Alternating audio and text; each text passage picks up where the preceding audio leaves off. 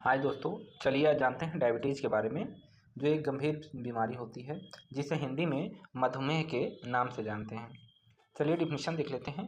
Diabetes is a chronic disease where the body has high blood sugar because the pancreas not making enough insulin और our body tissue not using insulin effectively. यानी diabetes एक chronic disease होती है जिसमें हमारी body में high blood sugar ले हो जाता है, यानी ब्लड में ग्लूकोज का लेवल बढ़ जाता है। यह तब होता है जब पैंक्रियाज इंसुलिन का सेक्रेशन पर्याप्त मात्रा में नहीं कर पाता है या हमारी बॉडी टिश्यू इंसुलिन को यूज नहीं कर पाती है, जिसे हम डायबिटीज़ के नाम से जानते हैं। चलिए हिंदी में देख लेते हैं। हिंदी में मधुमेह के नाम से जानते हैं। यह एक ऐसी बीमारी है जिसमें शरीर में रक्त शर्करा यानी ब्लड में ग्लूकोज लेवल का स्तर बहुत अधिक हो जाता है। यह तब होता है जब अग्नाशय पर्याप्त इंसुलिन का सेक्रेशन नहीं कर पाता, यानी पैंक्रियाज इंसुलिन का सेक्रेशन पर्याप्त मात्रा में नहीं कर पाता है या शरीर इंसुलिन का ठीक से उपयोग नहीं कर पाता है, यानी हमारी बॉडी टिश्यू इंसुलिन को लेने से मना कर देता है, यानी हमारे शरीर में इंसुलिन रेसिस्टेंट डेवलप हो जाता है। चलिए देख लेते हैं कि ग्लूकोज का नॉर्मल लेवल क्या होता है हमारे बॉडी में। तो 70 से 99 mg प्रति DL के बीच में ग्लूकोज का लेवल रहता है, तो उसे हम नॉर्मल ग्लूकोज लेवल कहते हैं। जबकि 100 से 125 mg प्रति DL होगा तो उसे हम प्री डायबिटीज के नाम से जानते हैं, यानी डायबिटीज के पहले वाली अवस्था होती है। जबकि ग्लूकोज का लेवल 126 mg प्रति DL से एबव हो जाता है, ज़्यादा हो जाता है, तब उसे हम डायबिटीज कहते हैं। चलिए देख लेते हैं ब्लड शुगर रेंजेज क्या होता है, यानी ब्लड में ग्लूकोज का रेंज क्या होता है। तो यहाँ पे देख सकते हैं, अगर ग्लूकोज का लेवल 70 से कम रहता है, क्या रहता है 70 mg प्रति DL से कम रहता है ब्लड में, तो उसे हम हाइपोग्लाइसीमिया के नाम से जानते हैं। जबकि 70 से 99 के बीच में रहता है तो उसे हम नॉर्मल कहते हैं, और 100 से 120 mg प्रति DL के बीच में रहेगा ग्लूकोज लेवल तो हम उसे प्री डायबिटीज कहते हैं, और 126 और 199 के बीच में अगर ग्लूकोज की लेवल रहती है ब्लड में तो उसे हम डायबिटीज के नाम से जानते हैं। जबकि अगर 200 से ऊपर अगर ग्लूकोज का लेवल चला जाता है ब्लड में तो उसे वेरी हाई डायबिटीज कहते हैं, यानी ये बहुत डेंजरस कंडीशन होती है डायबिटीज़ की, जिसमें हमें दवा लेने की ज़रूरत पड़ती है। अब जानते हैं टाइप्स ऑफ डायबिटीज़ के बारे में कि मधुमेह के कितने प्रकार होते हैं।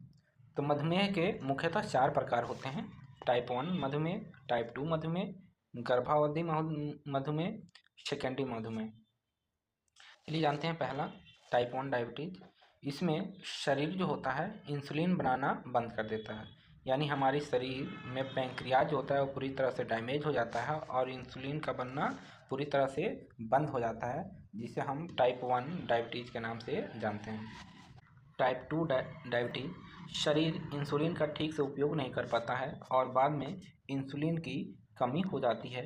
यह अत्यधिक वजन और शारीरिक निष्क्रियता के कारण होता है, यानी इसमें हमारी बॉडी टिश्यू जो होती है इंसुलिन का अच्छे से वर्क नहीं कर पाता, ले नहीं पाता इंसुलिन को, क्योंकि उस टाइम हमारे शरीर का वजन बढ़ जाता है या हम शारीरिक निष्क्रियता कर लेते हैं, यानी कोई एक्सरसाइज नहीं करते हो, कोई वर्क नहीं करते हैं, तो उस कारण से यानी फिजिकल वर्क नहीं करते हैं, उसके कारण से हमारी बॉडी जो है इंसुलिन को लेने से मना कर देती है। तीसरा है गर्भावधि मधुमेह।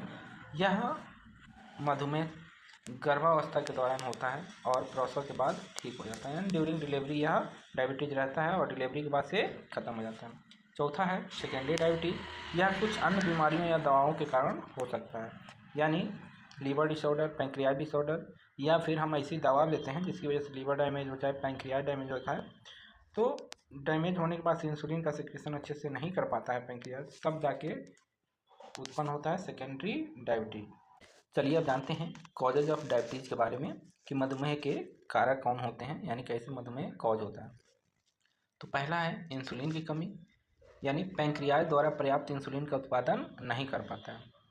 हमारे शरीर में इंसुलिन की कमी होती है, अतः जो ब्लड का ग्लूकोज लेवल होता है वो टिश्यू में नहीं पहुंच पाता है, जिसकी वजह से ग्लूकोज की मात्रा धीरे धीरे ब्लड में बढ़ जाती है। इंसुलिन का कार्य होता है ब्लड से ग्लूकोज को टिश्यू तक पहुंचाना। दूसरा है इंसुलिन रेसिस्टेंस यानी प्रतिरोध, यानी शरीर की कोशिकाएं इंसुलिन पर ठीक से प्रतिक्रिया नहीं दे पाती है, यानी हमारे शरीर में इंसुलिन रेसिस्टेंस डेवलप हो जाता है, जिसकी वजह से इंसुलिन का उपयोग हमारी बॉडी अच्छे से नहीं कर पाती है। तीसरा है लाइफ स्टाइल यानी जीवन शैली, यानी हमारा शरीर अगर मोटा हो जाए, शारीरिक श्रम ना करें यानी कोई फिजिकल वर्क ना करें, व्यायाम ना करें, एक्सरसाइज ना करें, या फिर हम अनहेल्दी भोजन का उपयोग करें तो डायबिटीज हो सकता है।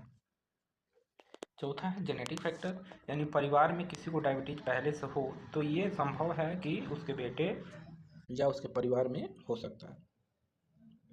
पांचवा है अदर फैक्टर, जैसे high blood pressure, high cholesterol level, disease like liver, pancreas and kidney disease, तो इसके दौरान डायबिटीज हो सकता है। चलिए साइन सिम्टम्स देख लेते हैं कि डायबिटीज के साइन सिम्टम्स क्या होते हैं, यानी संकेत या लक्षण क्या होते हैं। डायबिटीज के लक्षण होते हैं अत्यधिक प्यास लगना, बार बार पेशाब आना, यानी पॉलीयूरिया का शिकार होंगे, ज़्यादा भूख लगेगा यानी बुलिमिया नर्वोसा का शिकार होंगे, अचानक वजन कम हो जाएगा, थकान और कमजोरी महसूस होगी यानी लिथार्जी हमें महसूस होगा, दृष्टि का ढुलापन होगा यानी ग्लूकोमा का शिकार हो सकते हैं, घाव धीरे धीरे भरेंगे यानी कोई चोट लग जाए, घाव हो जाए तो बहुत धीरे से भरेगा, त्वचा में संक्रमण या खुजली होगा यानी हमारा इम्यून पावर लो हो जाएगा, इन्फेक्शन के चांसेस ज़्यादा रहेंगे। बात करें मैनेजमेंट की, तो पहला है स्वस्थ आहार, यानी हमें क्या करना है, संतुलित आहार लेना है जिसमें फल, सब्जियां, दाल, करेले का जूस, सलाद शामिल हो, ये सब हमें लेनी है। सलाद का इस्तेमाल ज़्यादा करना है डायबिटीज़ में। दूसरा है नियमित व्यायाम, यानी डेली हमें क्या करना है, शारीरिक गतिविधि करनी है यानी सुबह उठ के व्यायाम करना। तीसरा है वजन नियंत्रण, यानी अपने वजन को नियंत्रण रखना है, वजन को बढ़ने नहीं देना है। चौथा है नियमित स्वास्थ्य जांच, यानी हमें ब्लड प्रेशर, कोलेस्ट्रॉल लेवल की नियमित जांच करना है। पांचवा है डॉक्टर की सलाह, यानी कोई भी नई दवा या नुस्खा अपनाने से पहले हमें क्या करना है, डॉक्टर की सलाह जरूर लेनी है। तो अगर डायबिटीज़ समझ में आया हो कि डायबिटीज़ होता क्या है, उसके कॉजेज़ क्या होते हैं, साइन सिम्टम्स क्या होते हैं, या मैनेजमेंट क्या होते हैं, अगर समझ में आ गया हो, वीडियो अच्छी लगी हो तो प्लीज़ हमारे वीडियो को लाइक और सब्सक्राइब जरूर करें ताकि ऐसे ही वीडियो आपको प्राप्त होता रहे। धन्यवाद।